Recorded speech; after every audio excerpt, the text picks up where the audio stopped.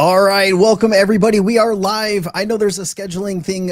We did push the Uphold interview to next Friday. I injured my back on Wednesday and I was down for the count. I wasn't sure if I was going to be able to even sit in this chair, let alone live stream or do an interview. I was thankful to work out a few emergency doctor appointments to get some injections to help with the pain.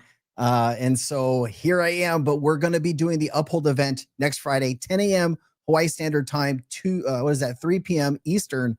Please show up for that. That should be amazing. Also, my team is working on an interview on Tuesday for the CEO of Canary Capital. That should be very cool. So, if you guys can make either one of those events, please do so. I'd really appreciate all of your support. All right, we got a lot of news to go over. We had Davos. There's so many things that came out of Davos. Lots of interviews I watched. I spent most of the last few days, listening to all kinds of different things. At the Larry Fink and Elon interview. You had the CEO of Chase Bank, Jamie Dimon. That was an interesting interview. And it wasn't all about crypto, but it was talking about a bunch of other, things that are happening in the U.S. and globally. And I mean, there's just a lot of things that we can talk about from Davos today. I got some XLM news. I got a little bit of HBAR, of course, XRP. And we're going to talk a little bit about, regulation, what's going on with that, as well as I got some top clips you guys need to see. So we got Paul here. What's up, Paul? Great to see you, man. Hope you're doing well. I know we talked last week, man. I hope everything's working out for you and your family. Peter O'Neill, what's up, Peter? We got Stuart Donnie here. Jordan H is here. Billy Martino is here. Great to see you, Billy. We got Brandon. Great to see you, Brandon.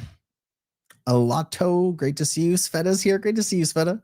Just Maui. Aloha, my brother. What's going on? What's going on? The Winter Bee. Great to see you. Got Ariana checking in. Oh, great to see everyone. We got Rochelle here. Great to see you, Rochelle. Christopher's here. OSOK is here. Oh, great to see all the mods checking in. Husky Tom is here. Man, Tom. Oh, that was so brutal last weekend, man. Oh, that was probably one of the most incredible plays on fourth down. And just, that was heartbreaking to watch, man. What's up, baby? All right, what's up? Good to see you. I like it. Let's see here. Usuck says, I've been holding XRP a while, but the more I deep dive, the more it looks like they're dumping XRP on us while building RLUSD on ETH, starting to get concerned. So when you say they're dumping XRP, you're talking about Ripple's dumping XRP? When you look at the crypto market right now, most stable coins and most tokenization is happening on Ethereum. So it would make sense that a large part of RLUSD is on Ethereum. Now, when the first few months, it was like 90 something percent. As the year went by, you've seen, I think it was Reese Merrick was in an interview, it was on stage maybe last week. I played a clip. He's saying that up to 30% of RLUSD is now on the XRP ledger. And so that's how it's always going to kind of go. Ethereum is the king right now when it comes to value, right? It is the second largest. Tokenization, 65% of tokenization is happening on Ethereum. So if you take a look at the numbers, RLUSD on Ethereum makes sense, right?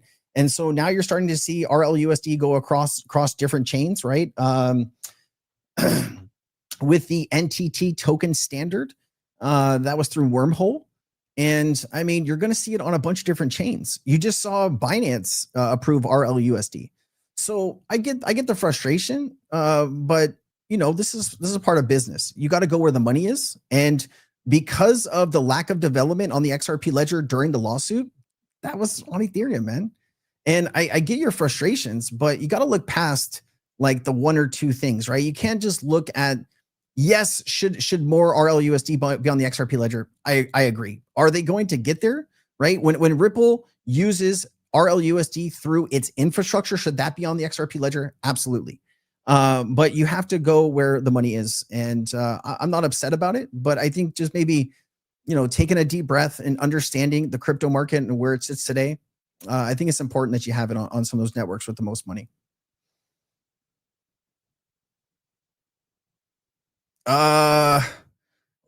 Is Jay Claver going to throw the towel in? I don't know, man. you know, we don't really talk about Jake at this point on this channel.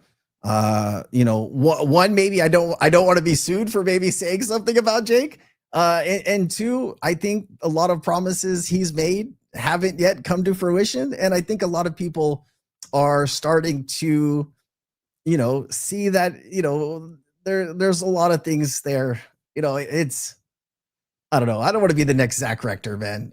You know, there's all kinds of things there I would like to just get into, but as somebody that has a pretty big following, you know, and spent 3 years building this channel, I don't want it all be seen taken down because of one person. So we're just gonna let the things lay where they are. You know, he keeps pushing forward with his narratives, and you know, I'm rooting that one day some of the stuff that he's saying comes true. You know, I'm hoping one day. All right. But we love the sensei. I appreciate you guys. I appreciate you.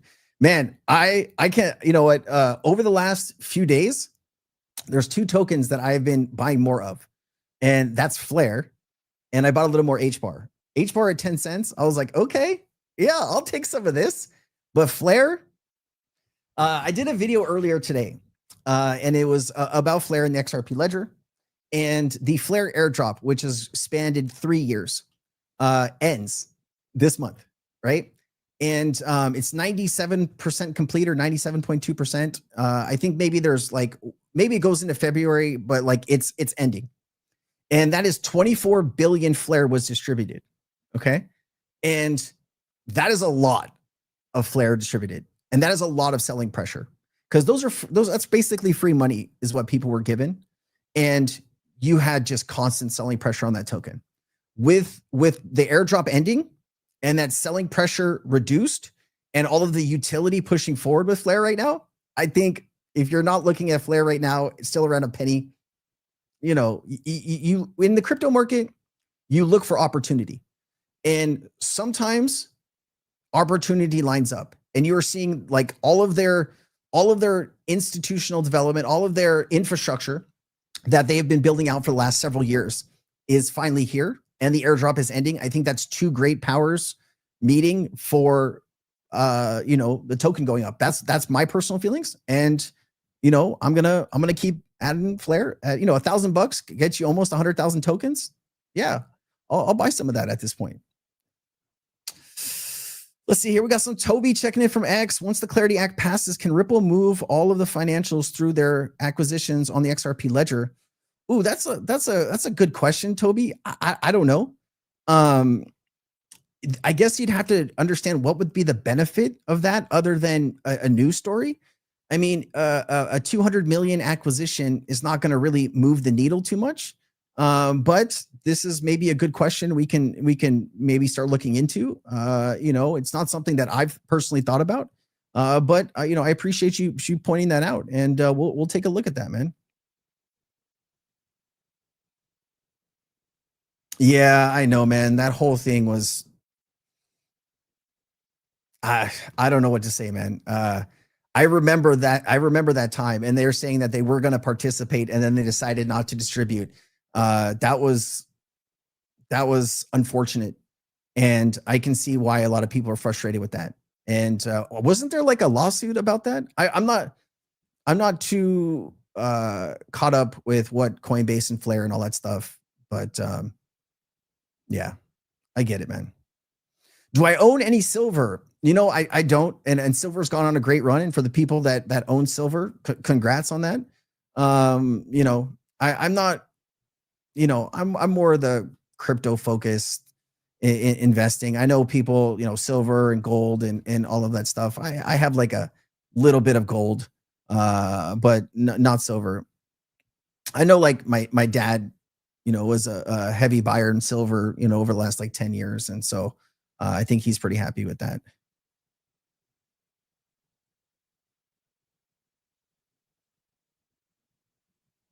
All right, let's get into some of these clips then. Sensei, Jazzabar has a good question above. Okay, hold on. Hey, Sensei, what's the single most important XRP development people are ignoring right now? Ooh, the DXC. Did you see the DXC news? That was pretty big. Here. Well, there's a few things. There's Binance and RLUSD. That's a big deal. You have Hong Kong moving forward with stable coins, and XRP and RLUSD are probably the first choice there. That's another piece of news. Not as big. But the DXC news is I'd say the biggest piece. Let me see if I have that. I should have it somewhere in here because we didn't get a chance to talk about it. I do have it. Okay, so check this out. And I don't know what you would call it. Reported, talked about when this happened the other day. This was, what day was this? The 21st, right? And so today's the 23rd. So this is a few days ago. So check this out. DXC Technology announces a partnership with Ripple to integrate blockchain technology into its Hogan core banking platform, enabling financial institutions to adopt digital asset capabilities without disrupting their existing infrastructure. The collaboration will connect DXC's Hogan platform, which currently supports 300 million deposit accounts and more than 5 trillion in deposits globally. With Ripple's digital asset custody and payment technology, the integration aims to provide banks with the ability to offer digital asset custody, tokenization, and transfer services while maintaining their existing core banking systems. Financial institutions will be able to bridge traditional finance with blockchain-based solutions at enterprise scale. The solution leverages Ripple's payments, a licensed cross-border payment solution, Ripple Custody, designed for financial institutions to manage their digital assets, stablecoins, and real-world assets. This partnerships represents DXC's efforts to help financial institutions modernize their systems while enabling digital asset adoption across the production banking environments through an integrated approach. Now, the reason this is a pretty big deal is because DXC is connected.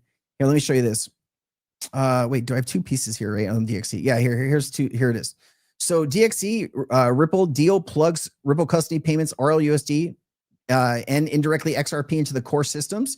The reason this is big, right? We talked about the 300 million deposit accounts and 500 trillion and 40 major banks.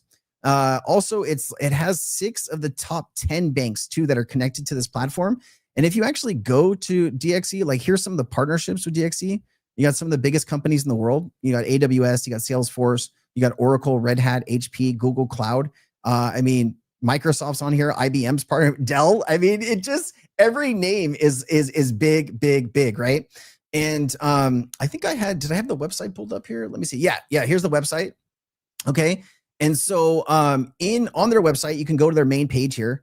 And these guys are in everything. So look at these industries. You got aerospace and defense, automotive, consumer retail, you got energy, financial services, healthcare, insurance, life sciences, manufacturing, public sector. And so if you go into financial services here, you're going to get a little bit more details about their platform and what they do. 45 years, 10,000 financial services technology experts, 17 of the top 20 global banks trust us and their IT needs. Platforms, if you go into financial services here, here's the Hogan platform. This is the platform that they're integrating here. And you can actually see on their website, it talks about this 5 trillion in deposits and 300 million deposit accounts. So this is a very big deal. I think people are not maybe talking about too much. And, when you can take existing infrastructure and you don't really have to do anything other than integrating Ripple's technology into that to give you all of these new services and functionality in the digital asset space, that shows other infrastructure, that need to upgrade to these new rails that, you can plug and play with Ripple ABC, right? Really, I don't want to say really quickly because we don't know what went into this, how long they've been working on this, but that's a pretty big piece of news from this week that I don't see many people talking about.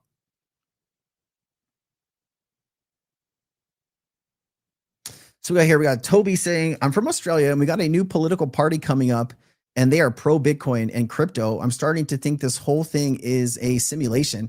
I think as more people get into crypto and blockchain and they're a part of it and they understand how important it is, that is a big block of voters, right? And if you can think of one thing, right, that is positive for politicians to speak about, right? Often, right, you have two parties. Like that's what I know here in the United States. You really have 3. You have the Democratic, you have the Republican, and then you have independent. And they battle over immigration, they battle over the economy, and they battle over all of these things. and they go after each other. Crypto is one of those things that people can start to understand and get on board with. And if you look at President Trump's success in the second term getting elected, I would say he probably got elected because of the crypto vote. I mean, he won by a very small margin. I think out of the last several elections, it's one of the smallest margins that a president has won. And without the crypto vote, maybe he wouldn't have won. So other countries understand how important that is to their citizens. And I don't know if it's a simulation, but I think it's it's coming to fruition now. What about BRICS using XRP? I think some BRICS countries are, depending on the banks and stuff like that. You've seen integrations in Brazil. I mean, not much can be said about Russia. Don't really want to talk about that too much. China has, their digital yuan, their CBDC that they're pushing forward with. But there are some, Chinese banks that have the ability to use. You're seeing parts of Africa, right? You got like Chipper Cash, Yellow Card, a few companies, rolling out RLUSD and the ability to use XRP. I think, what was it? One of the largest banks in Africa signed on with Ripple. You're watching that across, certain places. So, could the adoption happen faster? Yeah, but it's not on our timeline. So let's see here. We got Hawaiian Rider saying, can't wait to see all these rug pull coins to disappear. People are skeptical because of coins like Farcoin and Bog Hat Coin. Really time to get serious. I think there's some truth to what you're saying here. I think as regulation spreads, it'll be harder to launch scams and things like that, right? Having some type of registration process to launch a crypto project would probably get rid of a lot of things. Now, are you going to totally get rid of it? No, because it'll operate out of countries that allow anything to happen, and that is frustrating. But I think when it comes to I think the time to invest in all kinds of just different crypto assets and be this speculation and try to take these home runs on some of the stuff, it's so hard to get going right now. And I think a lot of the institutional money is going to be focused on just a few chains. And I'd rather be a part of that than speculate on DeFi and all of these different, every month there's a new narrative that has a slow explosion and then it kind of dies. If I would have just taken a lot of what I invested in the crypto market over the last 5 years and just put it into the top 10, top 50, top 100 tokens, I'd probably be a little bit further along with my portfolio. But there is some things that I made a lot of money on, and there's some things that I lost money on. And I can tell you, when you start to invest in new crypto projects, they have a big hill to climb. And usually if you can't take profit within those first 24 or 48 hours when you get that initial pump, you're holding that token for months or forever until it goes to nothing. And so you got to be very careful in the crypto market. And so I've been staying away from a lot of new projects just because I know how tough it is to build a community, to deliver on promises made to the community and then the technology, right? Like, what can you create now that is already better than some of the leading L1s or L2s that we have? That's the challenging part. And is there going to be some companies that break through? Absolutely. But 99% of them won't. And so you just got to be careful about what you're doing in the crypto space, because you can get very excited about something that speaks to you, but unless it speaks to everyone else, you might be getting into something that is going nowhere pretty quickly.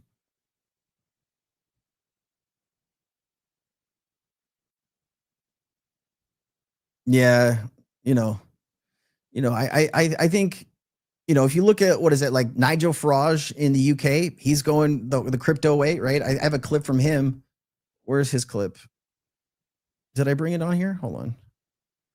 I thought I had brought it on here. I mean, I don't know anything about Nigel Farage, but I do know, maybe I didn't bring his clip on here. Hold on. I know where it is. Give me a second. Bookmarks. Yeah, here it is. Here it is. I got you. So here's his clip. Like he's going after the crypto vote too. Check it out. I mean, take the whole world of cryptocurrencies and crypto trading, and we are just lagging so far behind many other parts of the world. And yet the FCA don't want to know, frankly, the Bank of England don't want to know. I mean, there was even a proposal from Bailey just recently to restrict the number of stablecoins any individual can hold. So you see, I'm talking about having people, the governor of the Bank of England, I'm not questioning the independence of it. What I am saying is that we need a new, more innovative approach to all of this. Okay. If we don't do things differently, we're going to get poorer and poorer. People want to know. All right. And, you know, I don't know anything about UK politics and this guy is good or bad, but I do know that, you know, if you're a politician right now and you don't have crypto as one of your talking points, it's a lot of voters that you're maybe leaving on the table there. So any news on the Clarity Act passing? Well, I did see this clip here today about market structure. Not really news about when it's passing, but here's the latest clip on it. This is really an important priority, not only for President Trump, but for Republicans here in the House, where we've worked for 4 years on market structure legislation, and we've passed it twice. We passed it in the last Congress, my bill called Fit 21, and then this Congress, just last July, we passed the Clarity Act, which is what the Senate is debating. And the Clarity Act got 78 Democratic votes here in the House. We lay out the strict rules for market structure on how to treat a digital asset as a commodity or as a security, how you store it, how you can custody it, how it can be used for collateral, how banks will interact with digital assets. So it's a very important bill. You cannot pass a bill just for dollar-backed stablecoins like the Genius Act that President Trump signed into law last year without market structure. It's like passing a bill authorizing cell phones, but there's no cell towers. So this bill is very important. I agree with the president that I hope he can sign it soon. We're working with senators to get this text in good shape, listening to their ideas, their concerns, their changes they'd like to make, so that we can get a bill that the digital asset community and the traditional finance community can both support and get this on the president's desk. All right. It is going to be very important that they get this thing done soon. You know, if we start getting into primary season, kiss that bill goodbye. They probably have 3 or 4 months to get this thing done. Will it happen? I don't know, guys. Can you answer my question above about the clarity question? John, I'd have to go try to look for it. Is this the question? We know that Ripple and BlackRock have an NDA. We know Peter Thiel is a seed investor in Ripple and Palantir. Do you trust the tech for the benefit of 95% of mankind, Sensei? I mean, I don't have to trust the tech. It's not me that's adopting the technology. It's me that's participating in the ownership of certain digital assets that I think are going to be financial infrastructure, but it's not up to me. And we don't know what the NDAs state or what's in them. You know, I don't even want to speculate or guess because that's all it would be. And I don't think that actually is going to provide you any value. Larry Fink's pretty smart, right? He's built BlackRock and they're the largest asset manager on the planet. And every clip, you know, I can show you 50 Larry Fink clips telling you how important tokenization is. I mean, he was talking about that at Davos just this week. And, you know, it's going to be a group of assets that are going to be used. You know, Ethereum, Solana, Chainlink, of course, the XRP ledger, XLM, HBAR, you know, ADA is going to have its use cases. I mean, there's only a set amount of real infrastructure that's going to be used on a global scale. And I think the ones that I just mentioned are going to be used. And like, if you want to go like layer 2, you got Flare, you got Ondo, you know, anything that's dealing with tokenization and actually having adoption. That's what I'd be paying attention to. I hope that was the question that you wanted me to answer.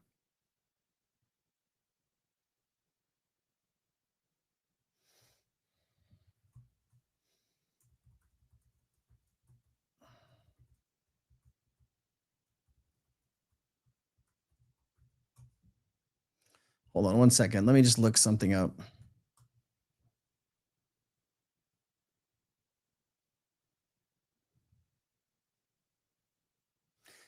So yes, you asked me a question on Trump's. So here it is. Since we got to look this up together, he won by 1.5 percentage points. That's exactly what I said. All right. There it is. I don't know. Like when I'm giving you information, you can question it, but you can fact check what I'm saying in real time. Percent margin, 1.5% points nationwide. That's exactly what I said in the beginning. Using these metrics and looking back on the last 10 elections, what has been the margin that the winners have won by? I mean, I don't know where you guys get your news and information from, but like, I don't know, man. All right, here you go.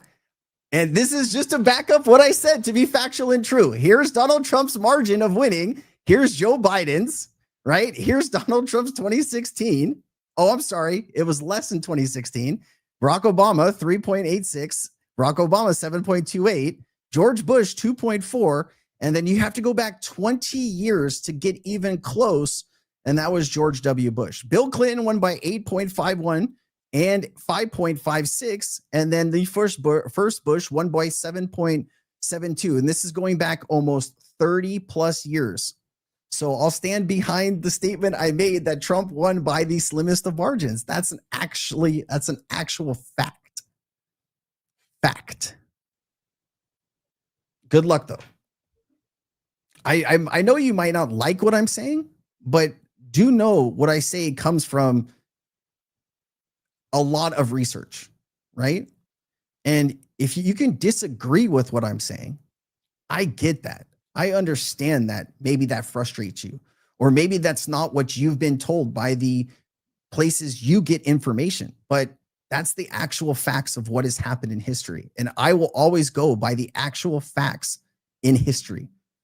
All right, fair enough. How about Cardano? Any spicy news? I can tell you that Charles Hutchinson has been very open about his comments about what's going on with regulation and a host of other things. And I've been trying to highlight some of what he's been saying in my content. And, you know, I don't know, Charles is a very passionate person and he wants what's best for the industry. And he's not afraid to call out things when he sees them.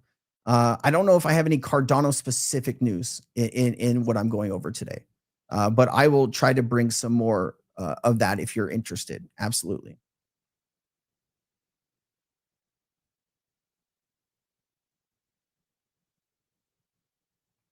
Poor math. You don't calculate all the millions of fraudulent votes in favor of Democrat candidates.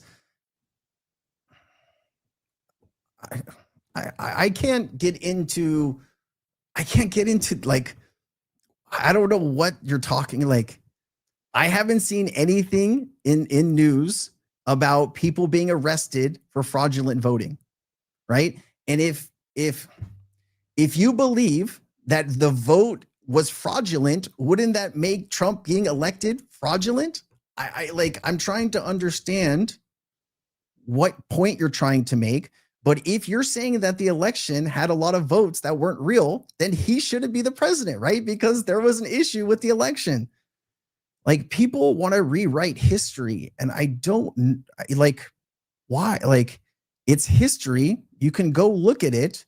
If you don't agree with it, I don't know what to tell you, right? But what I'm stating here is fact.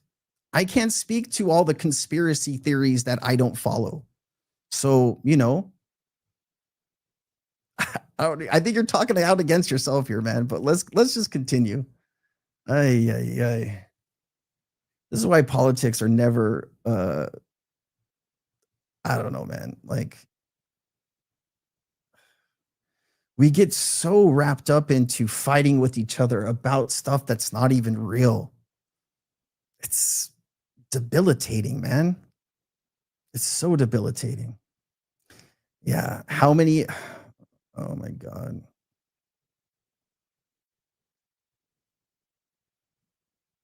There you go. Dean Shaw says, I fact checked you, and that's why I'm still here. listen, guys, I'm not here to like sell you stories. You know, I'll give it to you straight, and you might not agree with what I'm saying, but you know, I go through extreme lengths to tell you accurate information. And if I am ever wrong, please bring that up to me and I will correct the record pretty quickly. Right? I've been very fair about what I have gone over and told you on this channel. You know, I might not agree with everything that you agree with, but isn't that what makes us people? You know, like not everyone is going to know and understand the same things that you've taken in on a daily basis, and that's fine, right? But like we get so wrapped up into, oh, you're wrong about this, you're wrong about this, you're a bad person. Like we need to take a step back from where we are heading with all of this, right? Because it is not good. It is not good where we are right now as a state of people. All right, let's get back to the news here because we're just getting way off topic. All right, we have two clips here from Coinbase CEO. Let's get it. Largest banks in the world are coming all into crypto. I met with one of the top 10 global banks in the world yesterday, and the CEO told me crypto is my number one priority. We view that this is existential. We're all in. We're going to put all. Why is it existential for them? Why do you think? Because they're seeing it's like when the internet came around, you know, and you had Amazon competing with Barnes and Noble, or you had blogs competing with New York Times in print, right? Yes. And so anytime, there's always change happening in the world, and you can think of it as an opportunity or you can think of it as a threat and bury your head in the sand and pretend it's not happening. But the reality is that crypto is massive. Like something like 500 million people have used it globally. You know, Bitcoin was the best performing asset class of the last decade. The largest financial institutions of the world are now integrating this. And so at this point, I think it's foolish to pretend that this isn't happening. Yeah. I think it's foolish to pretend that this isn't happening. Well said. There's another clip I had here from Brian Armstrong. Let's play it. You can think of it as an opportunity or you can think of it as a threat and bury your head in the sand and pretend it's not happening. But the reality is that crypto is massive. Like something like 500 million people have used it globally. You know, Bitcoin was the best performing asset class of the last decade. The largest financial institutions of the world are now integrating this. And so, I guess it's a clip of a clip. I do apologize. All right, let's keep going. CZ, this cycle doesn't have to end like the others, saying that this could be a super cycle. If you look at a 5-10-year horizon, it's very easy to predict. We're going to go up. If you look at a 1-year horizon, which is like what the most of the common right. Framework is, 2026, I'm not sure. You may be, I think I have very strong feelings that it will probably be a super cycle. Be a super cycle. 2026, yeah. For Bitcoin. For Bitcoin. And what super cycle to you means what? Well, normally Bitcoin follows 4-year cycles historically. If you look at historic data, like every 4 years, you know, there's a all-time high and then there's a drop. But I think this year, given the U.S. being so pro-crypto and every other country is kind of following, I do think we will see this. We will probably break the 4-year right. cycle. Yeah. All right, there it is. We'll probably break the 4-year cycle. Okay, this is one of the most bullish clips that I have heard coming out of Davos. So this is Danelle Dixon. She is the CEO of Stellar, and she was just at Davos and she wanted to break this down. I put this in a video that's not yet out, but here you go. Hi, everyone. I'm fresh off the plane from Davos. And before I get too far away from my time there, I wanted to make sure and give you my 4 takeaways from Davos 2026. Davos had every large corporation, bank, and every finance giant. And it is clear that financial services are the killer use case for blockchain technology. And maybe even more importantly, what's also clear, the true winner in Davos this year was digital assets. It was talked about across the board, the usefulness of digital assets, how they can make not just the businesses move more seamlessly, but how they can benefit the retail side and the SME side. So it was really great to see that this has now just become mainstream conversation about how digital assets can play such a role in this killer use case for financial services. There's a recognition that the tech is here, but there's still a gap for traditional finance on how to integrate it and what are the real risks associated with it. And one of the constant themes that I was engaged in conversation about was privacy. Institutions care about the privacy of their information. They also care about privacy on the retail side, but we need to be able to make sure in 2026 to solve this for them and to make them much more comfortable with using this technology so the risk of their information and their competitive information getting out is not going to be there for them. Trust was the word that every traditional financial corporation talked about when it came to this tech stack. We need to be able to prove to the industry that blockchain can be a trusted tool. So that's part of our remit moving forward. This is something that all of us collectively really need to go out and demonstrate. And it's not talking the talk, it's actually walking the walk. There was so much discussion about the importance of open public networks and the fact that infrastructure needed to remain open without gatekeepers and toll booths on the edge. So it needs to be much like the internet that we use on the content side of the web. We need to be able to maintain that openness, those permissionless networks, so that everyone feels comfortable using the technology. We don't want financial infrastructure to be able to use this tech stack and then end up in these closed verticals all along the way, because that just sort of ruins the whole game of it. So those are my 4 takeaways from Davos 2026. And we have already started working on each of these issues, and I really want to work together as an ecosystem to be able to bring this to life. Love that. Love that. Yeah, guys, this is why we don't talk politics on the channel, is because people are very passionate about it and people are on 2 different sides of the conversation. And I get that in life, you feel that things might not be fair or might not look right. And life is not perfect. And I get it. Right. But you know, okay.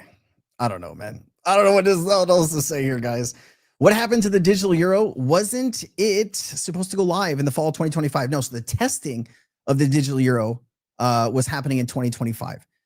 They plan to roll this out by 2029 is the schedule for a digital euro, the retail version. They might do a wholesale version first, but they're going to start actually testing it, the retail version, this year.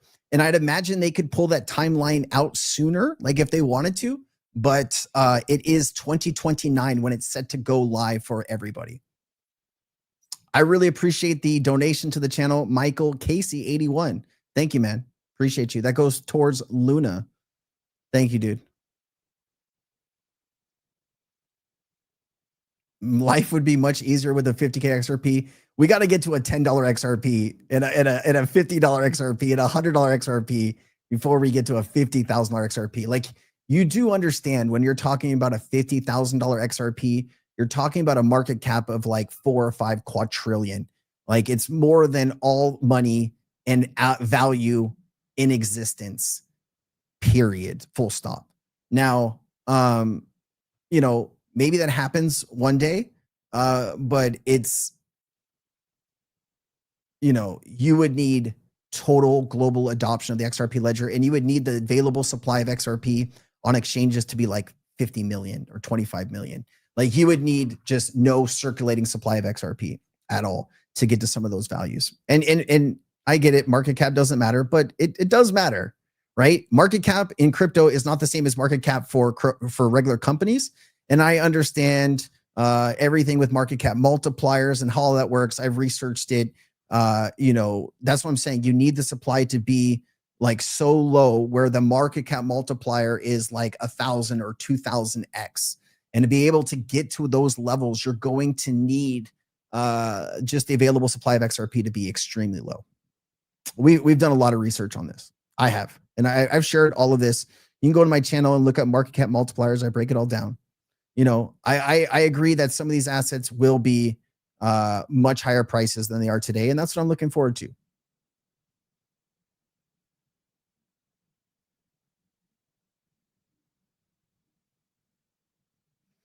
Do you believe in market cap multipliers? Yeah, of course. I mean, they're real, 100%.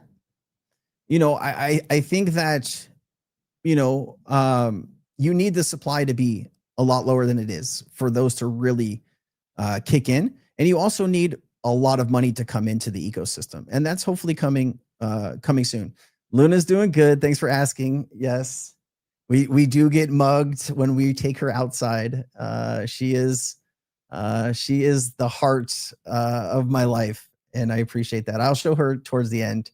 She's taking a good nap right now. I've been going back and forth between the living room and the office today, and she gets really tired when I do that. So, yeah, I saw the video out. I haven't had time to watch it, man. I don't know. I need to watch it. It's hard for me to get through a full Jake Claver video at this point. but I'll try to get through it, and I'll try to give you my opinion next time we come on and talk about it.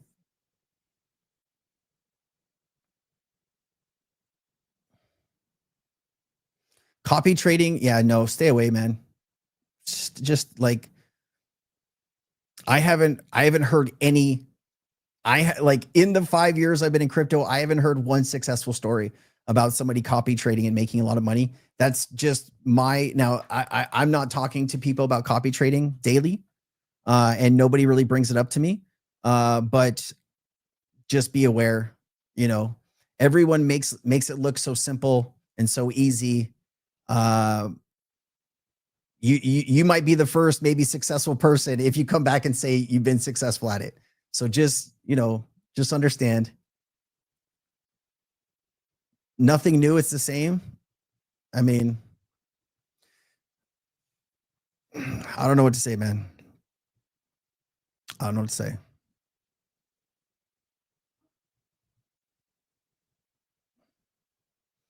Well, he's been real quiet because I think you know why. I think you know why. But what's your take on the Japan situation? I think Japan is going through a really hard time right now, and they're trying to make their way through it. And how successful they're going to be to do that, I don't know, man. I'm going to Japan in April. I'm looking forward to taking that trip. I'm going to be at XRPL Japan. So if any of you guys are going to XRPL Japan, I'll be there. Love to meet you guys. And I'm looking forward to taking that trip and to better understanding what's going on in Japan with XRP. And that's why I'm going to the event. I think Japan is one of those countries that has really taken to XRP. And, you know, we're supposed to see RLUSD launch through SBI in Q1 of this year. That's going to be a big deal. And I think Japan has a lot to figure out right now, as a lot of other countries do right now. You know, it's a crazy world when you look at what's going on with all of this stuff. So, you know, I can tell you what worries me right now and what I'm looking at. So I can tell you that when, and this is kind of getting back into it, but I'm worried about US manufacturing. That's not going well. You know, US manufacturing over the last 12 months in the US is like recession levels of job employment. And that's only going to get worse with AI. I was listening to Jamie Dimon at Davos saying basically 1 out of 5 white collar jobs are going to be replaced by AI in the next few years. And that's probably a low estimate. And you're talking about tens of millions of people out of work. And unless we are retraining those people right now, that's going to be a big problem for globally, not just the United States, but it's going to impact the United States drastically. And what I worry about is tariffs and trade wars. Like I can tell you that the issues that we've had with Canada has been one of our best trading partners for decades. And now they're trading with China. And now instead of American electric cars being sold in Canada, you're having Chinese electric cars. And you start to wonder how much of an impact that's going to have on US companies. And then you're talking about issues with the EU and Greenland. You know, whether you think that's good or bad, the EU is our largest trading partner. And that's a big deal if we don't have a trade deal with the EU and if they start going other places. You got to understand, like the United States is one of the most powerful countries on earth because of the innovations and because of all of the people that come here and they build. And, you know, without people to sell our products to, that's going to be very quite challenging. And I don't know how all that's going to turn out. But with AI replacing tens of millions of jobs and with, you know, issues with countries that we've had decades-long relationships with, this is going to be something that we're going to have to deal with for the next decade. And I don't think people are really taking into consideration how much of an impact all of this is about to have. And I worry deeply about that. Yeah, the Davos meetings, like this happens once a year, right? And I don't know what you think about the Davos meetings. You have all of these billionaires and elites that get together and talk, but they're talking about what's about to happen in the world. And you need to listen, you need to understand what's happening at that event. That's probably one of the most important events that people should be paying attention to. That's everything that's said there. You know, and we'll have to see. I see the frustrations that you guys are sharing about Jake, and I get it. I get it, man. Yeah, I've noticed that too. Dr. Camila, you know, I've seen some of her content, and she does a really great job. What I'm starting to think that, or, you know, I guess she's seen a lot of growth making XRP specific content. And there's a lot of maybe borrowing of content between those two. I don't know who's borrowing what, but hey, you know, as long as the content that's being provided is good, solid, and factual, I'm all for it. But you know, I just do think it's interesting when you see, you know, new people making content in the XRP space. I think she's got to pick a lane, what she wants to do, whether she's going to be a crypto commentator or other stuff. But I wish her well, man. I hope she's successful in whatever she does. Let's see, Roscoe. What's up, Roscoe? I need hopium, disabled veteran, and honorably discharged. Could you please provide a bit of prediction by 2030, 2031? Keep up your excellent work. Roscoe, thank you for your service.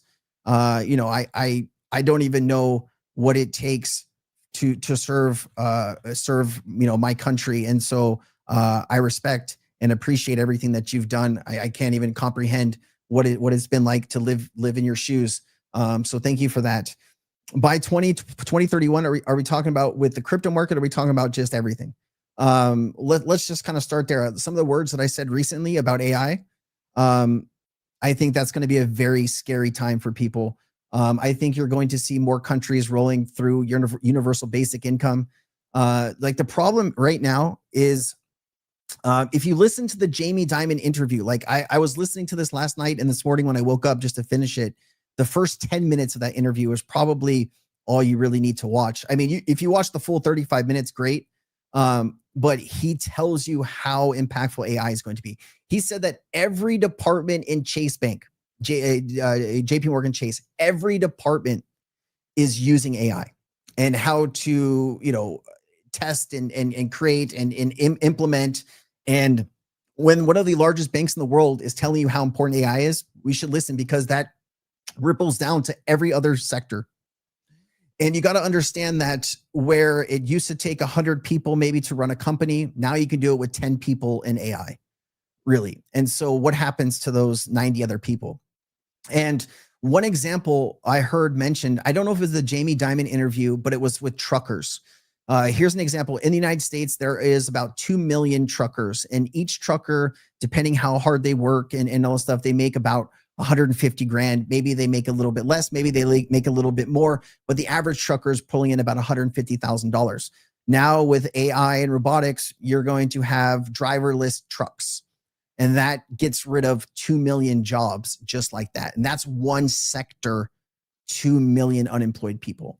That's scary, right? And if you look across every other sector in the industry, you've got to understand that AI is going to have a big impact. So what happens to all of those people that lose a job, right? You either need to retrain those people to do something else, or you are going to have a lot of people that are unemployed. And that's going to be a very challenging thing. And that's not going to be 2030. That's going to be over the next 2 to 3 years. Which a lot of it will happen over the next 12 to 24 months. That's going to be very scary. I don't know how that's going to turn out, but I'm hoping that my investments in the crypto industry over the next few years will allow me to maybe move to a place that has, I mean, it's going to be crazy here in the United States, because you know, when you're talking about 20, 30 million people unemployed, you're talking about Great Recession level unemployment. And I don't know what will happen. And it's not just the United States, that's the EU. That's every other developing country. You got to understand, like I saw with Elon Musk saying that some of his robots can lift 75 to 110 pounds. You got to imagine factory workers that are lifting packages or moving packages all day will be replaced by robotics. I mean, every sector, right, is going to have an impact. So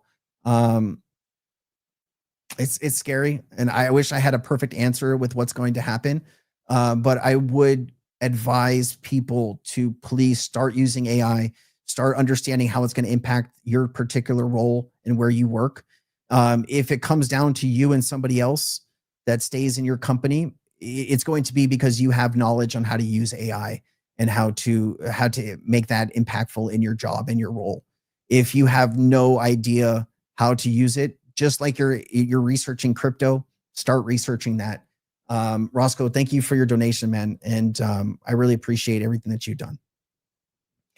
Yeah, man, that's we've been talking a little bit about that. It's not good, man. It's not good, man. So are we talking about quantum resistant? I think we're talking about quantum resistant blockchain. So the ones that I know quantum resistant right now, I think Algorand and Hedera are already quantum resistant. XRP Ledger needs to make some additional updates to be quantum resistant. Bitcoin needs to make updates to be quantum resistant. I'd have to look at Ethereum and a bunch of others, but I was listening to a podcast talking about quantum resistance when I was doing research for XRP. And I was hearing that we're still like 10 years away from having to really deal with quantum computers, maybe in the hands of the wrong people. I don't know if that timeline is accurate, but it still feels like we're a little bit away from having to quite worry about this. But it is going to be something that will need to be addressed on a scale.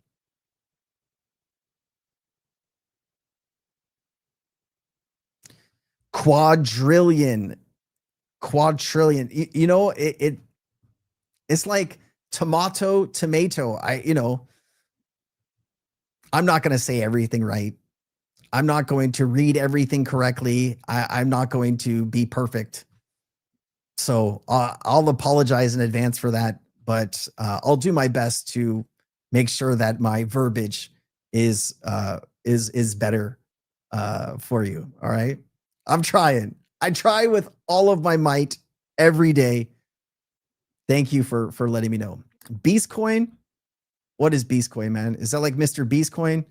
Probably going to be a scam, dude. If it's by Mr. Beast, if you look at the last like 20 tokens launched by celebrities, I don't think there's been a successful one at all. Money grab, scam, rug pull. Those are the names associated with tokens like that. I mean, you just had the New York City coin. Like, save your money. Save your money, man. Honestly, I think people always look for shortcuts. And I've learned in life, taking shortcuts usually leads you to a dead end. And be very careful, because whatever money that you have right now is however how much money you have. And if you lose that to scams and to memes, you're not going to have it to invest in the real infrastructure. And just be very careful. Yeah, universal basic income is coming. Like, what do you do? What do you do? You're going to have hundreds of millions of people unemployed globally. Maybe it'll be more than that. It's going to be a catastrophic. It's very scary. It's very scary.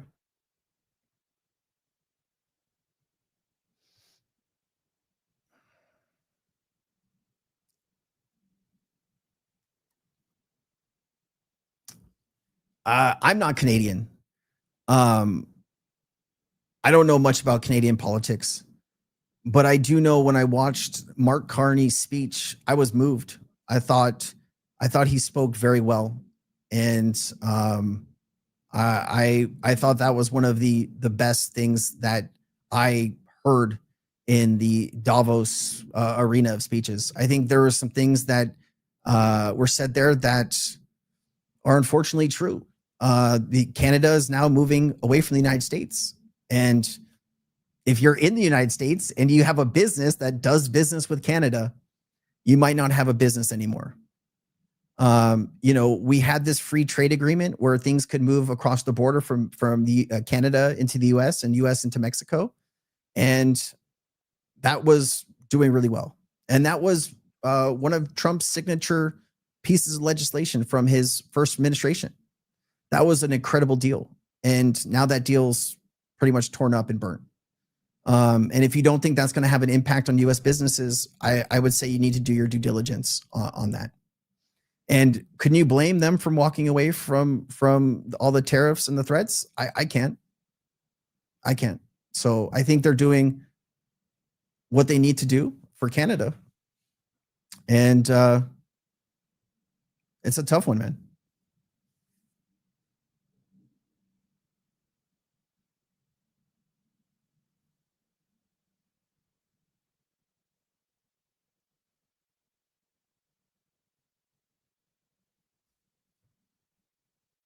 Central bankers are the real movers and shakers at Davos. Lots of digital tokenization talks at the meeting too.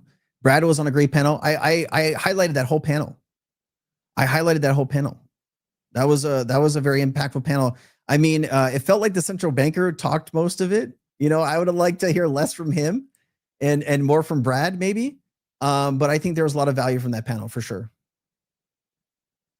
Yeah, you're not going to get a secret mic at Davos, man. Yeah, you're just not going to do it, man.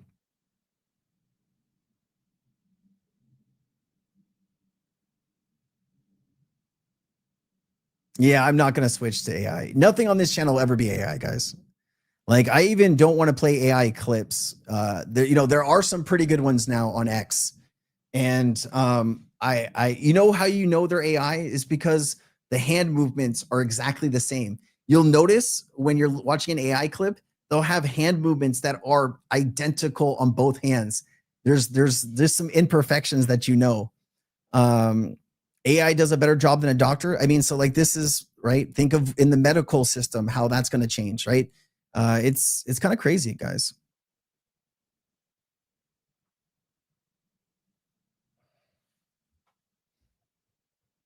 Am I still bullish on XRP over many other cryptos? Absolutely. XRP is still my biggest position. And that's not going to change, anytime soon. I'm still very bullish on XRP. I am making content on like HBAR and XLM and Flare. I think it's time to branch out into some other things I'm bullish on. And, the channel is reacting to that. And so, it's hard to make 4 videos a day just on XRP. And sometimes people just kind of get tired of it. And I try to make every video different. And I try not to bring the same content into every video. Some videos I'll have maybe like a same video from each video, depending on what I'm talking about. But there you go. This is an opportunity for truck drivers to open a fleet of AI trucks. The people that act first, man, are going to be the biggest ones. So rub my ripples. Hey, if you do that, man, let me know. I'd love to hear it. Love to see it, man. Is it a long way away? I don't know. I don't know how long away it is, but is it 5 years away? Is it 3 years away? Let's take a look. I'm actually interested. Hold on. How many years away is AI driven trucks?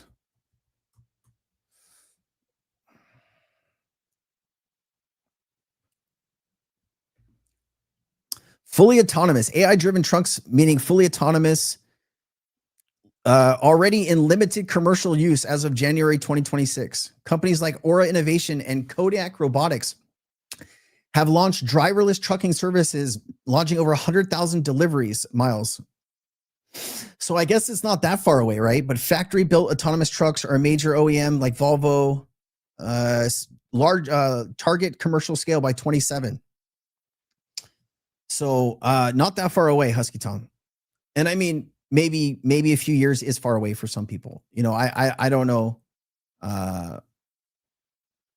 Yeah, I did see something about China sending planes and troops or whatever to Iran too. That's going to be I don't know if that, I haven't had time to research that. I just saw on X that Chinese planes were arriving in Iran. I don't know what for, but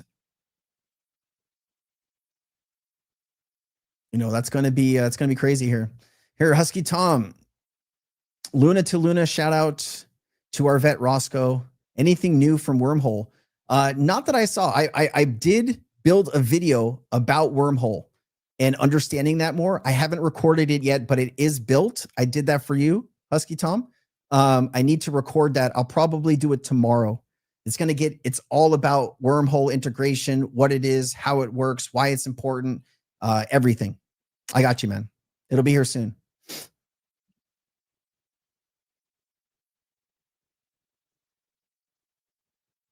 Yeah, I mean, I think it's time to talk more about other cryptos. You know, it doesn't change like what I feel about XRP, but you know, it's hard to get 4 videos in. Like I want people to have the latest and best news, and I'm buying HBAR right now. I'm buying Flare right now. So I want to talk about that, why I'm doing that, and what I think is going to happen. And I think that'll be helpful for some people. You're the crypto sensei, not the XRP sensei. I appreciate that. Thank you, man. Hawaii is a very blue state. And I was born and raised in California, which is another very blue state. So, you know, politics is always very difficult to talk about, you know, and you're never going to get everyone to agree on anything. And, you know, I don't know how the midterms are going to be a mess here in the United States, and I'm not looking forward to any of that. You love the HBAR content? Oh, it's beautiful, man. I'll keep making it then, as long as you guys like it. Check out this song. All right. If we're gonna see an ETF for SUI anytime soon, I think so. I can't remember any information on a SUI ETF. Let me see if I can get some information on that for you though. Let's see if we can pull something up here. Any information on a SUI ETF?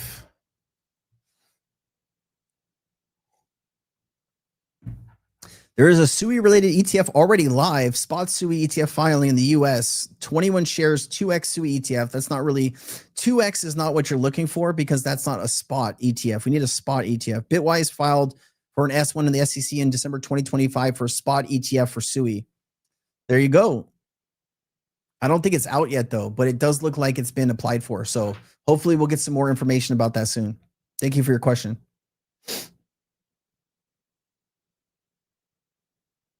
Appreciate the Sol and Ondo too. Yeah, I mean, we're gonna talk about all this, guys. You know, I think it's important to talk about all this.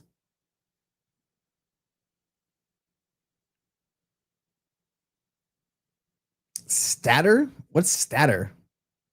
I never heard of Statter. Got some Statter. Supposed to be good. What is Statter? What are my thoughts on Flare? CEO talking about maybe October. Done already is the timeline with the bank. So what are your thoughts on Flare? CEO talking about maybe October to be done and ready. I mean, Flare's up and running. I don't know what we're specifically talking about here. I just made a video on Flare. It'll come out tomorrow probably. Why I'm buying Flare at this point. You know, what I think is about to happen. And just to highlight what's in that video, the Flare airdrop is about to end. So you're talking about 24 billion Flare that was issued out during the airdrop. I believe that's a lot of selling pressure that's going to stop. I mean, so there's going to be some people that have held that are going to sell into higher price charts and stuff like that. But you got to understand, over the last 3 years, billions of Flare were given to people, and people take profits because that's free. That's free money, basically, right? And now that has stopped, and their goals are ambitious, and you know, I wouldn't be surprised if they reach some of those goals. How quickly will it take? Like, how long will it take? Hard to know, man. What's my favorite candy? Ooh. Here in Hawaii, or just like stuff you can get in the store? There's a lot of like good candy places here, specifically, you know, using like macadamia nuts and chocolate and stuff like that. You know what I used to love as a kid? Peanut M&Ms, peanut butter M&Ms. I think those were really good. I probably ate too much of those as a kid. I like stuff with like peanut butter in it. I don't know, man. I don't know. There's some like really good chocolate here with macadamia nuts in it. It's just hard to beat some of that stuff. Just chocolate and macadamia nuts, they go together so well. I'll put some thought into that. I'm trying not to eat too much candy these days. You know, once you hit 40, all that goes onto your stomach and other places. I appreciate your kind words. Thank you so much. Let's see here. I'm seeing live streams about BlackRock partnering up with Ripple. Is it bullshit? There shouldn't be live streams about it. Yeah, it's probably bullshit. I bet you it's a scam. If it's saying like, hey, we're going to give you so much XRP by sending us XRP, scam. 100% a scam. I haven't seen any new information about BlackRock and Ripple, and I've been online all day today. So I'd assume it's a scam and to stay away. Be careful.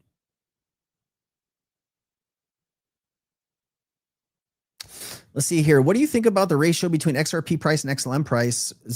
You know what's really interesting? If you look at those charts and you put them up side by side, you'll notice when XRP moves, XLM moves. And it's so strange. It's like, is it computer generated? You know, like how do they have such similar charts? I think that Stellar has some incredible partnerships.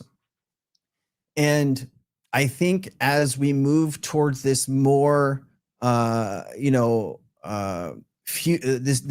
we move to a future where digital assets become the infrastructure for everyday, I'll tell you here, I watched a clip yesterday where, and I think I brought this into a Stellar video I just did, where they talking about, I think it was Franklin Templeton. It was a clip from Franklin Templeton saying that in their money market fund, they get charged $1.50 per transaction for a money market fund transaction in the old system, $1.50. And so 50,000 transactions is like 75 grand or something like that. With Stellar, they're able to do the same 50,000 transactions for like $1.50, right? And so you're looking at 75 grand versus $1.50. And that really kind of shows you how impactful the technology is actually going to be. And I mean, it's going to reshape every single layer of finance. And we're starting to see that happen in 2026 here. You know, we've been talking about this for years. And, you know, we've been speculating on how big of an impact it's going to be. Listening to everything that came out of Davos, every large financial institution, every financial institution that wants to stay a financial institution will have to have some type of crypto strategy. Every company in the world that is a large company, top Fortune 500 company, top 1,000, top 2,000 will need a crypto strategy, whether that's to buy and hold or to use crypto in their infrastructure somehow. We're starting to see all of it starting to happen. And that's going to be very, very big.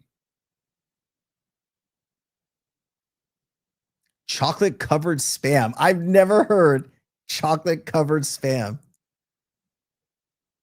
Do you think institutions will go all in on XRP without clarity? I think XRP is kind of in this different realm. I think that clarity being pushed back obviously has some benefits towards XRP, but it also, you know, as Brad Garlinghouse will say, a rising tide lifts all boats. And you really want to see clarity for the entire industry to be able to move forward, because you got to understand that there's some banks and institutions that are interested in using XRP, but they still want legal clarity through the Clarity Act, right? We might see that judge, I can't even remember the judge's names now. It's been so long since we talked about this. But having the clarity that it has through that court case, I think some institutions want want everything. And I think we'll get there. I just hope it happens sooner than later. What about XRP Australia, Sensei? You know what? I am not going to XRP Australia. I will try to go to more events. It just so happened that, my wife wanted to go to Japan, and it basically coincided with about a week of XRPL Japan. And so like I'm getting two birds, what is it? Two birds with one stone. Yeah, I would love to make it to more events. I mean, my current health situation isn't great. I probably need hip surgery on my other hip to get a hip replacement. And so like it's difficult for me to walk around and get around. Standing for long periods of time is really hard for me to do. I've had a lot of surgery on my legs and lower half of my body since I was young, and that has really impacted my ability to just do a lot of things. And so just even sitting on an airplane for 9 hours is a lot for me to go through. And it's just hard for me to get on a plane and go to multiple places within a certain time frame. Like I just it's very difficult, and I'm just trying to get to a place where I can do some of that stuff more frequently. I'd love to go to every XRP event, you know, and meet people and just experience their country and their culture and their food. And I think Australia is one of the most beautiful places that I've seen. Like, you know, I watch shows and different things where it's highlighting, you know, all of the unique things that Australia has. And it's, you know, you guys, you know, it's a beautiful country, man. I'm looking forward to seeing it someday.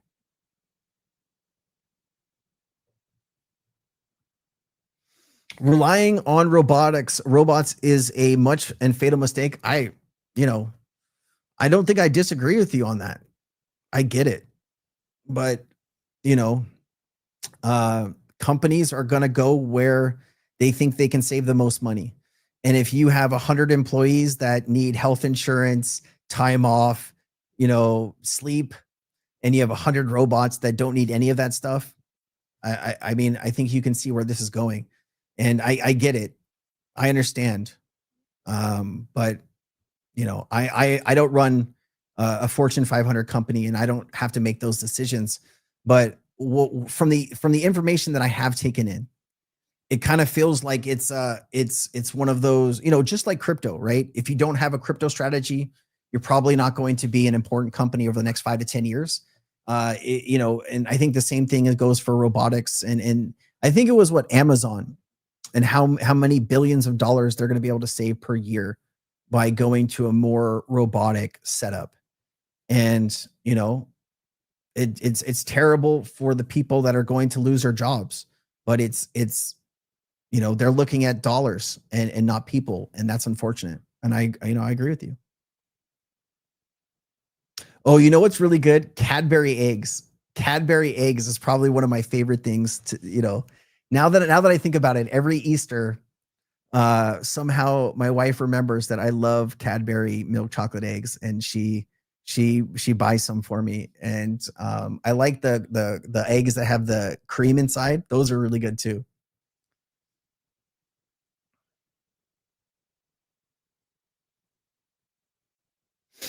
So Phil Cerna says, investing in a coin or ETF, what's the best and why? So great question, Phil. Obviously, this question is going to be different for different people who invest in different places. My personal belief is I want to own the actual asset and not a share that represents the asset. You know, I think that you're going to be able to do more with the asset, like earning yield and things like that. You know, where if you own a share of something, you might not be earning yield on that share. That's probably one of the most obvious points that I've seen, right? If you're, you know, as we go into a more, oh, excuse me, I didn't mean to bump the computer there. As we go into more institutional level use case around like Flare and other products where people are going to be able to use their XRP to earn 3% or 5%, you're going to be able to do that with the actual token. I haven't heard of any ability to use an ETF to earn that similar yield, and maybe that's not what you're looking to do. But I think there's going to be more benefits about owning the actual asset than owning a share of the asset. But, you know, some people are going to prefer to own the ETF, and some people will want to own the actual token. And it's just kind of what you prefer as an investor, and what, you know, your financial advice that you're getting. I'd say owning the asset is more important to me.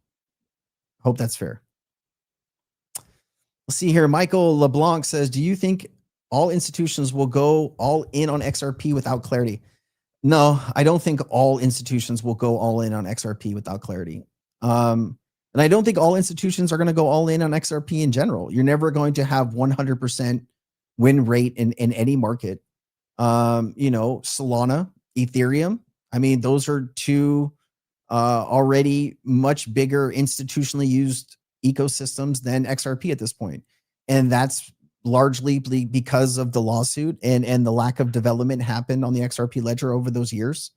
And you are seeing growth. I went through the biannual XRP report that was put out. Token Relations just released that. I went through it was like 25 minutes.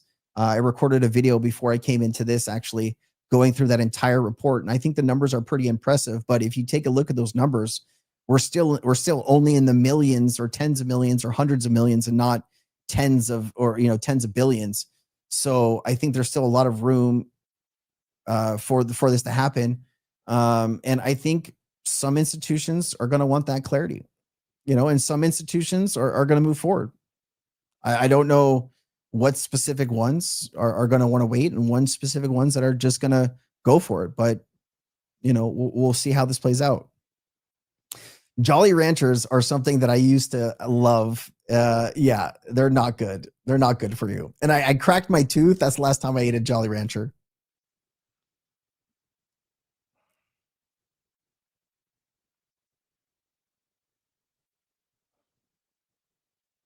Yeah, I met with sports medicine doctor.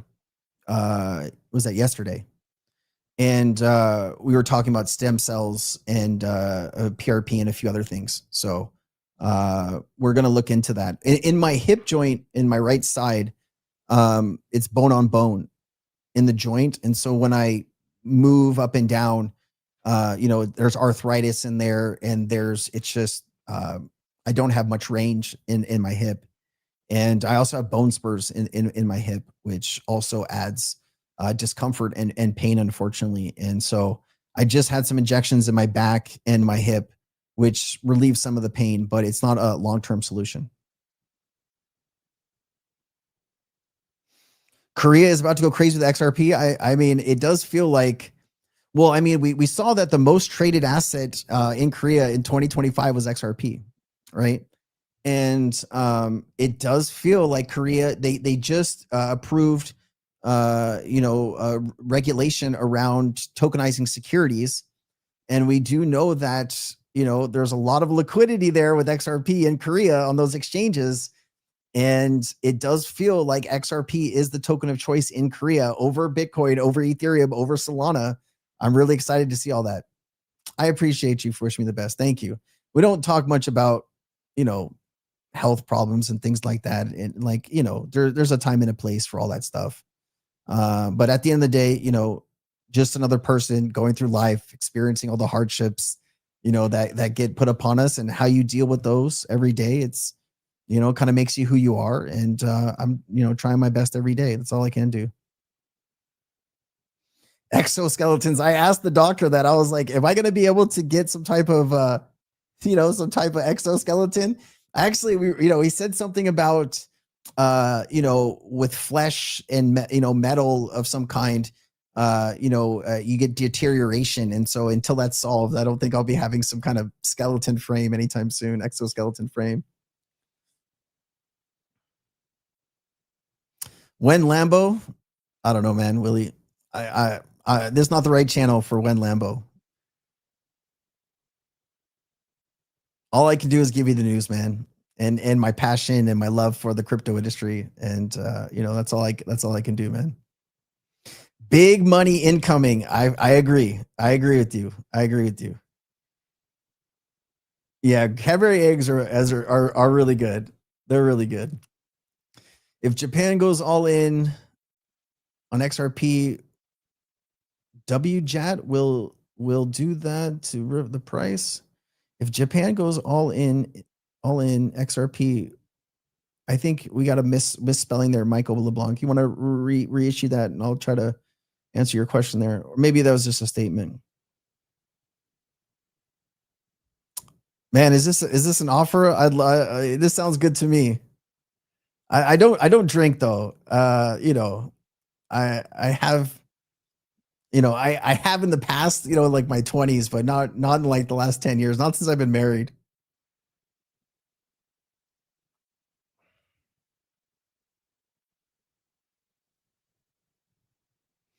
Hey, great for you to be here too. Chak Claver, great to see you, man. I hope you're doing well. Yeah, Flare is just getting started. Yeah, absolutely. Watch the Flare video I made today. I think that's going to speak to where I am on Flare right now. Doppler pays 3 to 4.5% per week on your XRP staked. Like this is going to be good for some people, and it's I don't know, man. I just right now I'm not interested in locking up any XRP on stuff. I really want to be able to have some type of insurance policy on any time I take a good amount of XRP and put it anywhere just in case something happens. No system is perfect, and the crypto industry is filled with broken technology and broken dreams of people. And I have a friend that has a lot of his XRP in Doppler, and he raves about it. And if you're successful and you're making money, more power to you, man.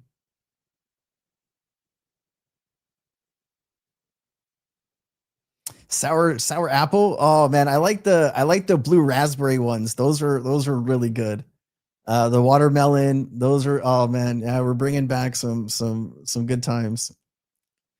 I used to buy bags of Jolly Ranchers. It was so bad for me. This was a little while ago, and then I cracked a tooth, and then I never ate another Jolly Rancher.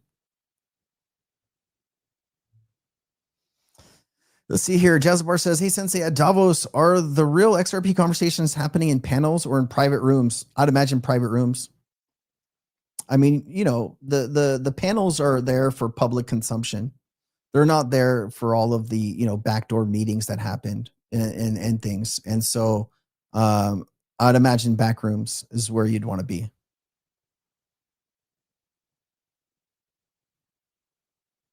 Jawbreakers. You remember Jawbreakers? You'd have to lick your way into their different layers. I used to love a good job.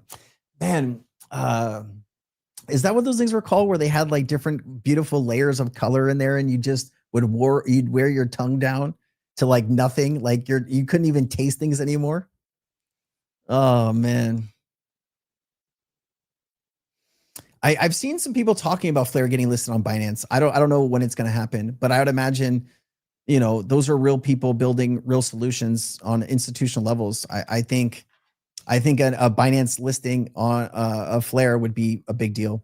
Absolutely, man.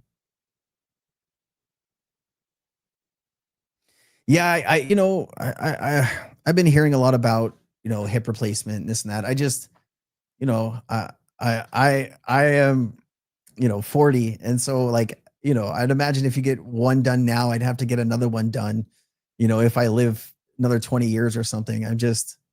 Maybe I need to do that. Start calling me RoboCop. Yeah, you're wild. Forget Lambo and golf buggy. I think we're already at golf buggy, aren't we? We need to get to Lambo. Yeah, no Sensei clones. No Sensei clones. No, so retail is not going to have an account at Ripple Bank. Not for now. The initial plan for the Ripple Bank has nothing to do with retail customers. And so I thought that would be, something that I would like to do. If you own so much XRP, maybe you could have an account. But right now it's not retail faced. It's not retail faced. Yeah, pain is one of the worst things to deal with. If you've ever had to deal with chronic pain, it's diabolical. And a lot of people have to deal with it. And there's no easy solution. And it's just understanding what your body can to deal with on a daily basis and what it can't. And when you hit your limits, no matter what you're doing, you just got to stop. And it's hard. What are my thoughts on Plume? I don't know anything about Plume, man. Raz, I think you asked me this before. I'm not the right person to ask on Plume, man. I have no idea what it is. I wish you well though, man.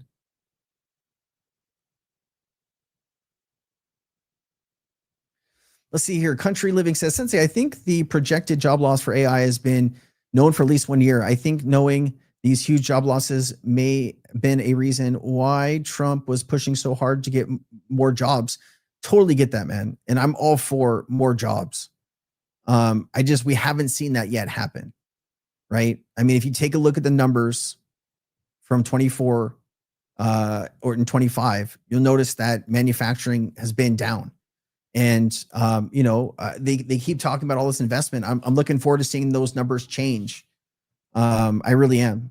And I'm rooting for him to get this right. I don't want to see people out of a job, and I don't want to see people going through hardship, man. It life's hard enough as it is. And people need to get up every day and go do something.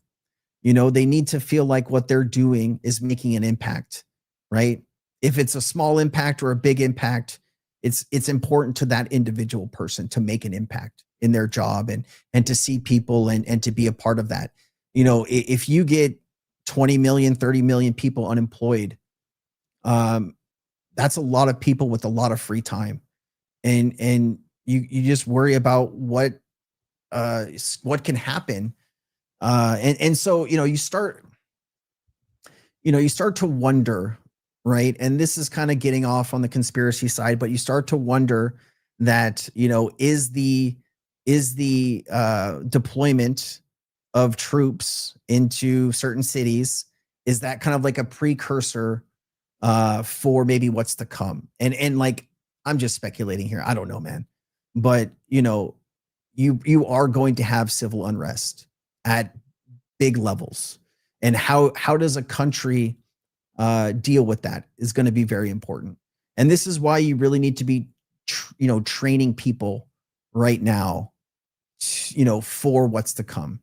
And I haven't seen a lot of that happening. And I hope they get it right, because it's going to be devastating if they don't get it right. So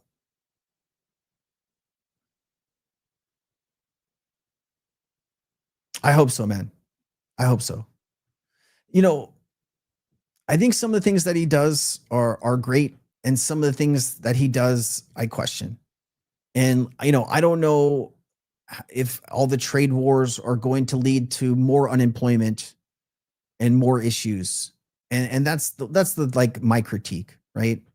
It's not perfect, man. You can look at any one individual thing and find issues or pros on both sides of it. I just hope it works out, man. Yeah, I see Z was all over Davos.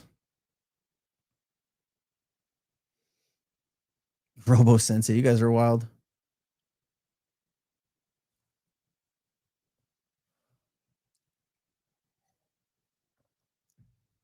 Checking in from Germany. Great to see you. Thank you for being here. I got a few other things we could talk about here. Hold on. Let me get some other stuff going on here. This was actually interesting. I saw this today. I haven't really made a video about it, but proposed bill in Kansas to create a Bitcoin and digital asset reserve fund. I think that every state in the US will probably have some type of fund with crypto, and with every company too. We talked about the DXC news. I think this is a big thing for Stellar. X-Ray, the privacy protocol upgrade is now live on mainnet. This is going to be very important for institutional use cases across Stellar. I did a video on this. And then, of course, XLM ranks #1 in bullish sentiment last week. That was pretty cool to see. Stellar has some promising collaborations, Circle, PayPal, Visa, MasterCard, Layer 0, MoneyGram, SG Forge, Franklin Templeton, Boundless, Near, Centrifuge, Ondo, US Bank. So, Stellar's not sleeping. I thought this was really cool. Hedera and McLaren, official partner. I thought that was pretty awesome. And then Hedera just passed Chainlink, Avalanche, and Stellar in real-world asset dev activity. That's not small. It's structural. I think that's a pretty cool thing to take a look at here. Chainlink going to be vitally important. You got Stellar here. Man, this Hedera news is just so cool with them. I wonder if they're going to be on the car, Oh man, that's really cool. And then of course the HBAR ETFs are seeing some more inflows, which is going to be important. We looked at that Bitwise survey. I don't know when we looked at that. I don't know if that was last week when it came out. But it talks about financial advisors and how they're advising their clients to invest in crypto, and mainly it's through ETFs. And that's why I say, like, if you're going to be looking at a crypto asset, you know, look for an asset that's about to have some ETFs launch. I think we've seen, you know, we haven't really seen it with XRP price yet because of all of the OTC buying and stuff like that. But who was the clip? It was Matt Hogan, you know, talking about gold and how, you know, in 2022 and 2023 and 2024, central banks were buying all this gold. And now you're just seeing the price rise because you had a bunch of people willing to sell it until you didn't, right? And then you saw the explosion in price. And I think that's what you're going to have across crypto assets too.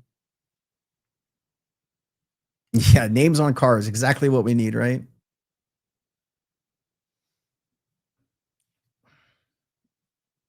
I am on Oahu. I am where like Waikiki is, Honolulu. Yeah.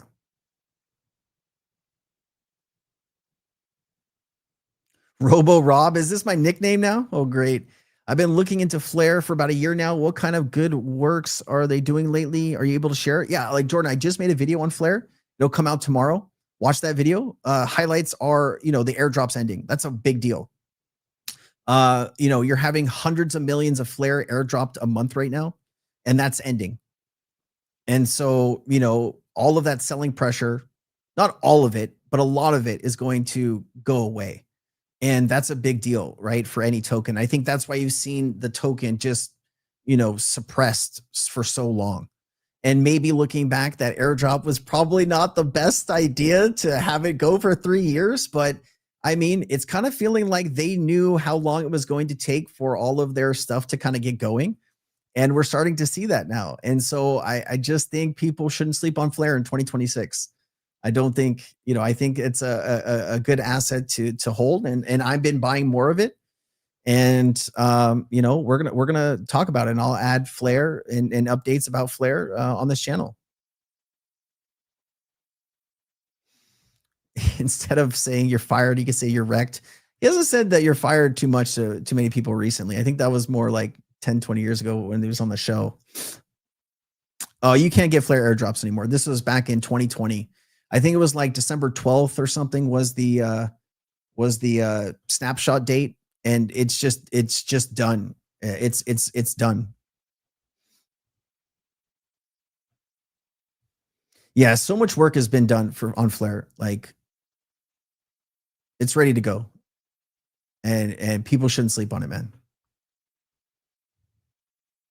What kind of prices can XRP respectively get to? I mean, you know, I think XRP could be thousands of dollars one day. Like, I truly believe that. And that's why I hold it. You know, I don't know how long it'll take. I don't know what'll happen in between, but I believe in Ripple and the people developing on the XRP ledger and the institutional use cases. But I can't tell you a timeline, dude. I'm not that guy. What's your thoughts on XDC? I think XDC has you know, a place with development happening around TradeFi, and you know, they're trying to solve a big problem, a multi-trillion-dollar problem at scale. It is an asset that R3 uses, and you know, R3 has, you know, connections with the DTCC. I think if you had, like, if R3 had to choose between XRP settlement and XDC settlement, they're going to choose what's more liquid, which is XRP. But you know, I think XDC has a lot going for it. I haven't taken a look at too much XDC news recently, but I used to hold it. I don't hold it now, though.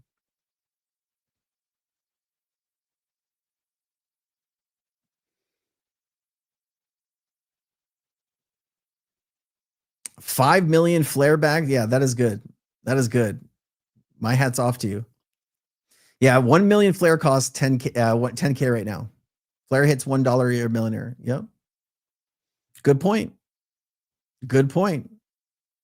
What is Flare market cap right now? Let me see.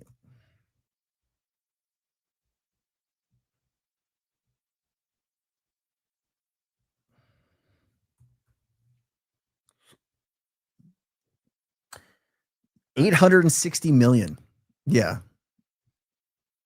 I mean, you can just see, like, when it launched, right? All of this selling pressure, man, just constant selling pressure on the token.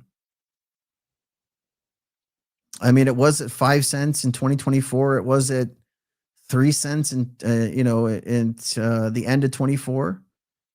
Recently, it was at 2.6 cents in 2025, 9.29, and now it's at a penny. I mean, looking back now, would they have chosen the same path on the airdrop? I don't know, man. Maybe if I ever get a chance to interview Hugo, I'll ask him. That's going to be one of my main questions to ask. Like, hey, looking back now on the airdrop, would you have changed anything? I think that would be pretty cool to get an answer because I've never heard them address that. Polish Ninja says XRP will hit $500 per coin by June for entertainment purposes only. Are you taking a swipe at somebody with that? Entertainment purposes only? You're so funny, man. You guys are so funny, man. Oh, man. Everyone's got a personality. I'd like XRP to hit $4 so I can feel better about buying at $3.50. I bought some XRP at like $3. So, don't feel like you're the only one. I think I bought it something at like $3.20 too. Like, yeah, I probably wish I could have taken that back and saved that and bought more now. I got pulled into some of the FOMO and maybe I shouldn't have put that extra $5,000 in there. It's all good, man. Is there a new June Claver prediction? I don't know. I didn't hear it. I don't care, man.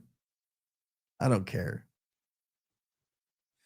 He who has to make 100 predictions to only get one correct, is that person really wise? I don't know, man. I don't know. Whatever you need for clicks and views, all good.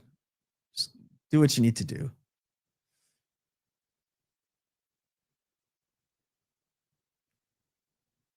I mean, I bought some XRP at 30 cents, 25 cents. But right now I'm more focused on, buying HBAR at 10 cents, buying Flare at a penny. I think that's probably a good decision on my part. If it goes a little lower, I'll buy more, but HBAR at 10 cents, that seems like a deal to me, with all of the development happening on HBAR. No one who buys XRP now will lose money. I mean, we hope not. There's always a possibility of a black swan event. We didn't think October was going to happen until it happened. And everybody is like, what just happened? Systems break. And when they break, it's unexpected. And, I've learned to never say never in the crypto market. When in the past, when I was like, this never can happen, right? And it happens, and you're like, holy shit, that happened. It's just one of those things, man. Crypto is like a box of chocolates. You guys are funny. Yeah, October was rough, man. It wiped out so many retail holders, and maybe was that on purpose? I don't know. But it feels like institutions are coming in and cleaning up right now.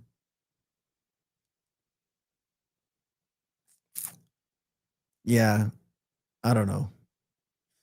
I see what you're saying, Peter. We're just not going to talk about it. I feel like we've had enough conversation today about that. I've heard of ZBIC. I don't have an opinion on it. I don't own it. I wish everybody holding it good luck. I know a lot of people believe in it, and I hope you're successful, man. I'm rooting for you. Yeah, I don't hold it, guys. Like, if I'm not holding something, I'm not spending too much time researching it or understanding it. There's 10 assets I'd rather buy before I buy anything else at this point, and it's hard, right? Because do you buy more XRP? Do you buy more HBAR? Do you buy more Flare? Do you buy more Ondo? Do you buy Solana? There's just a lot of other stuff to consider before I would get to like ZBIC or something else. So ZBIC, that's a new French fighter. Yeah. Yeah. Ondo. Yeah. Ondo Finance. There's a summit coming up about Ondo. Here, if you don't know what about Ondo, tokenized or tokenizing securities. Ondo Finance. Ondo's a big deal, man. And they're going to have this summit February 3rd. It's going to be very impressive, man. Very impressive. Number one in tokenized stocks and treasuries, 2.5 billion. Let me see who's going to be at their conference. I mean, this is Ryan Ruggs. He's the global head of digital assets at Citibank. You know, I played some clips from her in the past. Yeah, here's the Ondo Summit. Here's who's going to be there. BlackRock, Wisdom Tree, the White House, Pantera Capital, DTCC, BNY. I mean, every who's who is going to be there. So yeah, I think Ondo is something people should be looking at. Do I own a dog? Yes, I do own a dog. You could see my dog over my shoulder here, right there. Here, I'll go grab her. Hold on, where is she? Oh, she's here. Hold on. Come here, Bubba. Oh,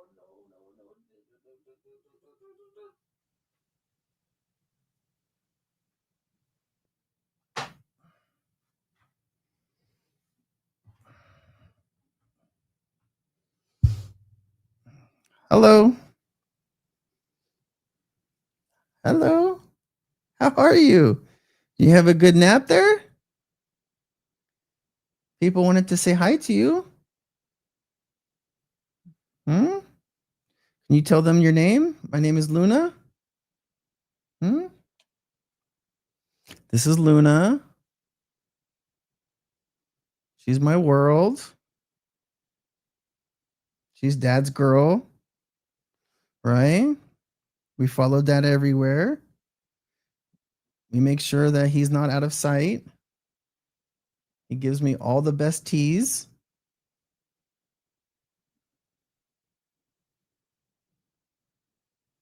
All right, sweet pea. We're almost done here, okay? We'll spend some time.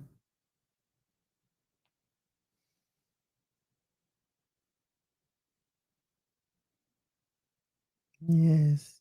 All right, here. I'll let you go back to your thing, okay? Almost done here. Yeah, Luna's like the best dog name, isn't it? We have a lot of people that have dogs named Luna. I appreciate you guys. Thank you. Yeah, I mean, I think dog lovers are a special breed of people, and you know, if you don't have a dog, you might not know that there's a beautiful connection there, you know, and there's love there that you might not get from other places, you know, and it's, if you have the ability and means to get some type of, you know, dog or a cat, they definitely can pick up your day. We have 5 Luna dogs in our community. Yeah, great name. Oh, Alex, I'm sorry to hear that, man. That's so tough. That's so tough, man. I'm sorry you're going through that. I can't imagine what you're going through. That's heartbreaking, man. That's heartbreaking. That's tough.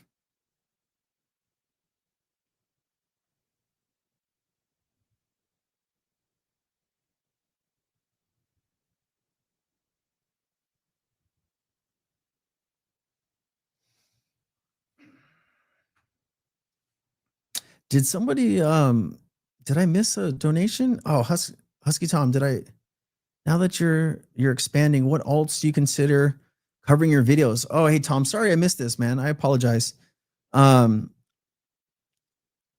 If you're asking me like what alts people should be paying attention to right now, Ethereum, obviously, Solana, HBAR, Flare, Chainlink, Ondo. I think ADA is going to still do some pretty good numbers.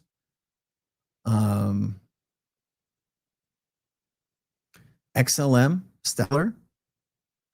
I know people are bullish on like Algorand.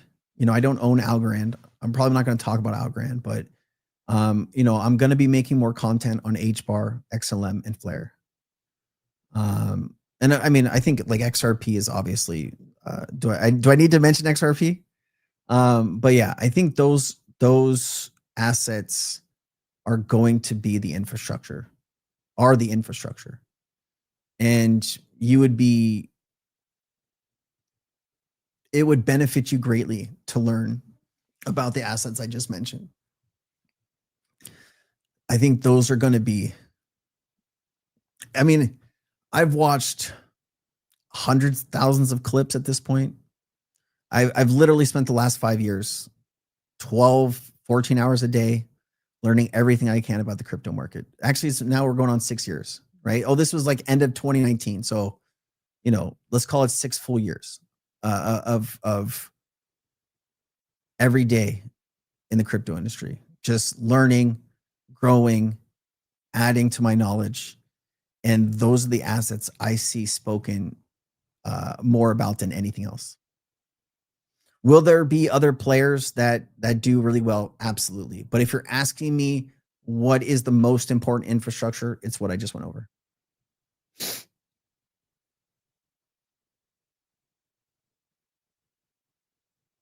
I'm sure he did, Alex. And we're all here to support you, man. Yeah, I think XTC too, man. Like there's a bunch of stuff, man. And just because I don't mention it doesn't mean it's not going to be big. But like if I could sit here and make a list of 25 crypto assets that I think will be, but if we're talking about the most impactful ones that I see every day, those are the ones I just mentioned. K-Dot, man. All right, so here it is. On this week, I've been dealing with like a lot of pain, and I've had this back problem for a while, and it was better for like a year, and I went to sneeze. I literally went to sneeze. And I was like trying to throw something away. And I have one of these little, I have a garbage can in the bathroom where you have to like push something down. And my body was like at a weird angle. And I sneezed, and I have a problem in my L5 in my back. And it pinched the nerve. And like I had to call my wife. My wife was going to work, and I had to call her to come back and help me into bed. So it was brutal. And I managed to get an emergency appointment to get some cortisone and steroids injected into my back yesterday.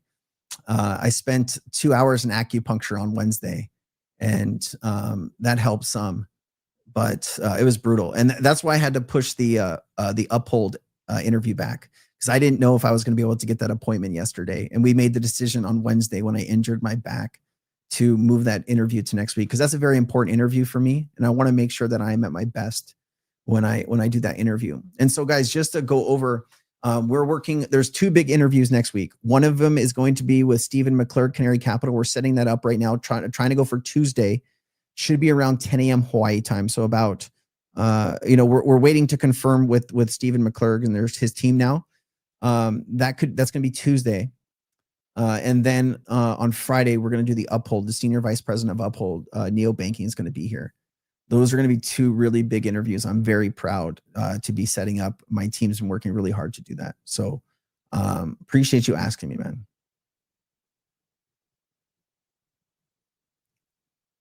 What's the most obscure crypto I'm bullish on?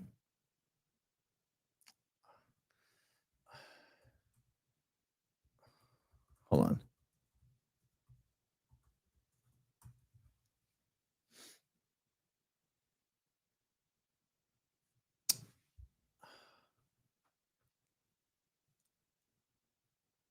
That's such a weird question.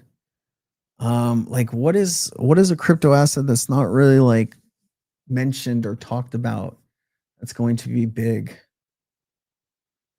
I mean, I've seen a lot of people kind of mention Sui and Say, Aptos, those types of things, prediction markets. I saw there's a new prediction market that launched on the XRP ledger. I think it's called like Axiom. Those are the types of things that can come out of nowhere and go to like multi-billion-dollar evaluations. I think borrowing and lending is going to be very big. There's a company that I've been talking to who's trying to make borrowing and lending extremely easy for crypto and all kinds of different things. I think that company could probably be a big one. They haven't launched their token yet. They're launching in February, and I'm sure I'll probably talk about that more. But I mean, I think prediction markets, borrowing and lending, real world assets, I think those are the areas that are going to be most popular here in the next 12 months.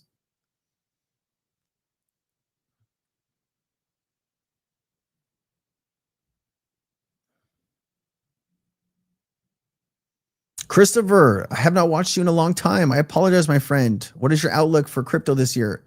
Christopher, all good, man. I hope you're doing well in your life, and I appreciate you stopping by. I think this is going to be the biggest year for tokenization ever for crypto. If you just were paying attention to the Davos meeting that just happened, crypto, blockchain, tokenization was one of the main subjects of Davos. And every financial institution it has a crypto strategy or will have a crypto strategy this year. And this will be the biggest year for crypto adoption, in my personal opinion. So I think the outlook is incredible. We just need to hold steady, keep learning, keep growing. And I think it's going to make a very big impact on our lives. Thanks for being here. Most obscure Zebik. I mean, a lot of people think about, mention Zebik. Takor says, hey, I follow you on YouTube and you are a great man. XRP rules. I appreciate you, man. Thank you for the kind words. I hope you're doing well, man. Yeah, XRP has a special place in my heart. I think you guys know that. And I'm hoping XRP is the one token that gets me to where I want to be financially.